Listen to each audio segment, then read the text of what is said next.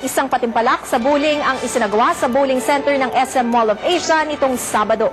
Nilahukan ito ng mga daang-daang mga kawani ng print, television at radio media, kasama ng ilang mga empleyado ng IDC 13. Nakisaya at nag-coach din sa mga media men ang RP Bowling Team. Ang kauna-unang Invitational Media Bowling Tournament ng SM Mall of Asia ay naisagawa sa pakikipagtulungan ng Rubicom, K at ng Quantum Hotels and Resorts. At yan ang mga balitang nakalap at isinulat ng IBC News Team. Hanggang bukas pong muli para sa mga balitang totoo, sakto at komprehensibo. Ako po si Thea Gavino at ito ang News Tonight. Pagpalain po tayong lahat ng Panginoon. Magandang gabi.